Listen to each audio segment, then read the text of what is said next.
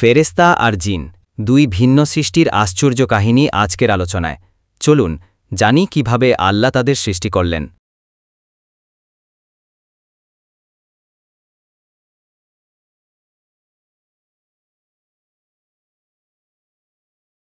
আসসালামু আলাইকুম ওয়ারাহমাতুল্লাহি ওয়াবারাকাতুহু। আজকের ভিডিওতে আমরা জানব ফেরেশতা আর জিনের সৃষ্টির রহস্যময় কাহিনী। সৃষ্টি হল নানান জাতি। বিশ্বজগৎ সৃষ্টির পর সুন্দরভাবে চলতে লাগল সবকিছু। এরপর আল্লাহ ফেরেশতা সৃষ্টি করলেন। ফেরেশতারা এক বিস্ময়কর সৃষ্টি। তারা আলোর তৈরি, কখনো আল্লাহর অবাধ্য হন না। আল্লাহ যা আদেশ করেন তারা তাই পালন করেন। ফেরেশতারা খাওয়া দাওয়া করেন না, ঘুমান না, বিয়ে শাদী করেন না। তাদের মধ্যে কোনো নারী পুরুষও নেই। যে কোনো আকৃতি ধারণ করতে পারেন তারা। ফেরেশতারা দেখতে খুবই সুন্দর। তাদের ডানা আছে, ডানা দিয়ে দ্রুত চলাচল করতে পারেন তারা। ফেরেশতাদের সংখ্যা এত বেশি যা আল্লাহ ছাড়া কেউ জানে না। এক এক ফেরেশতা এক এক কাজে নিয়োজিত। একদল ফেরেশতা আছেন যারা আল্লাহর আরশ বহন করেন। তাদের আকার অতি বিশাল। তাদের এক একজনের কানের লতি থেকে কাঁধের দূরত্ব হল ৭০০ বছরের পথ। আরশ বহনকারী ফেরেশতারা কি করেন জানো? তারা সব সময় আল্লাহর প্রশংসা, বড়ত্ব এবং মহিমা ঘোষণা করতে থাকেন। এ থেকে আমরা বুঝতে পারি আল্লাহ কারোর ওপর নির্ভরশীল নন, বরং সৃষ্টি জগতের সবাই আল্লাহর ওপর নির্ভরশীল। ফেরেশতাদের পর আল্লাহ জিন জাতি সৃষ্টি করলেন। এরাও এক বিস্ময়কর জাতি। এদেরকে সৃষ্টি করা হয়েছে ধোঁয়াবিহীন আগুনের শিখা থেকে। জিন শব্দের অর্থ লুকানো বা অদৃশ্য। আমরা এদেরকে দেখতে পাই না, কিন্তু ওরা আমাদেরকে দেখতে পায়। জিনেরাও দ্রুত চলাচল করতে পারে। তারা বিভিন্ন প্রাণীর আকৃতি ধারণ করতে পারে।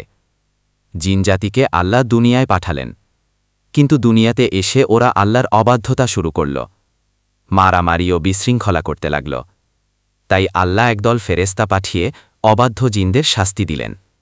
এতে কিছু জিন বাদে সবাই মারা গেল। যারা বেঁচে রইল তারা পালিয়ে গেল বিভিন্ন নির্জন দ্বীপ, জঙ্গল, গুহা এবং মাঝ সমুদ্রে। এরপর আল্লাহ একটি নতুন জাতি সৃষ্টির ইচ্ছা করলেন। সেই জাতির নাম মানুষ জাতি। একদিন ফেরেশতাদের ডেকে আল্লাহ বললেন, আমি পৃথিবীতে আমার খলিফা পাঠাব।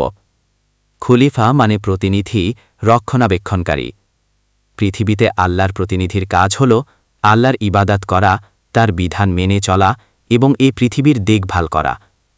এর আগে জিনজাতিকে আল্লাহর প্রতিনিধি বানানো হয়েছিল, কিন্তু দুনিয়াতে এসে ওরা আল্লাহকে ভুলে গিয়েছিল, বিশৃঙ্খলা ও হাঙ্গামা তৈরি করেছিল। তাই ফেরেশতারা ভাবলেন, নতুন প্রতিনিধি বানানোর কি দরকার? এরাও যদি হিংসা, বিভেদ আর মারামারি করে? তাই ফেরেশতারা বললেন, আমরাই তো সবসময় আপনার ইবাদত করছি। ফেরেশতারা কিছু খারাপ বিষয়ের ভয় করেছিলেন, কিন্তু মানুষের যে অনেক ভালো গুণও আছে ফেরেশতারা সেগুলো জানতেন না। তাই আল্লাহ জবাব দিলেন, আমি যা জানি তোমরা তা জানো না। বন্ধুরা, দুনিয়াতে আসার পর মানুষ অনেক ভালো কাজও করবে। এই মানুষদের থেকেই আল্লাহ নবী রাসূল বানাবেন। মানুষের মধ্যে আরও থাকবে সত্যবাদী, শহীদ, দানশীল ও নেককার বান্দারা। তারা দিনরাত আল্লাহ ইবাদত করবেন, আল্লাহর প্রশংসা করবেন। সেই বান্দাদের নিয়ে আল্লাহ গর্ব করবেন ফেরেশতাদের সাথে। তাই মানুষ সৃষ্টির পেছনে আছে অনেক মহান উদ্দেশ্য। আল্লাহ যা জানেন আমরা তা জানি না। আলোচনাটি সূরা বাকারা 2:30 এবং তাফসিরে তাবারি 1477 অনুসারে সাজানো হয়েছে। ভিডিওটি যদি ভালো লাগে তবে আমাদের ইউটিউব চ্যানেল সিরাতুল মুস্তাকিম অফিসিয়াল এ সাবস্ক্রাইব করুন এবং সবসময় আমাদের সাথে থাকুন। প্রিয় মানুষদের সাথে ভিডিওটি শেয়ার করুন যাতে তারাও ইসলামের আলো থেকে উপকৃত হতে পারে। আমাদের চ্যানেলে আপনি নিয়মিত পাবেন ইসলামী বিষয়ক আলোচনা, মাসলা মাসাইল, কোরআন হাদিস থেকে শিক্ষণীয় গল্প, হৃদয় ছুঁয়ে যাওয়া নসিহত।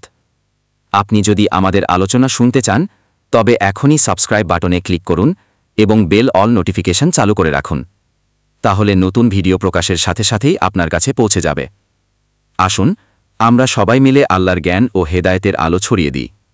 নিজে জানি, অন্যকে জানাই।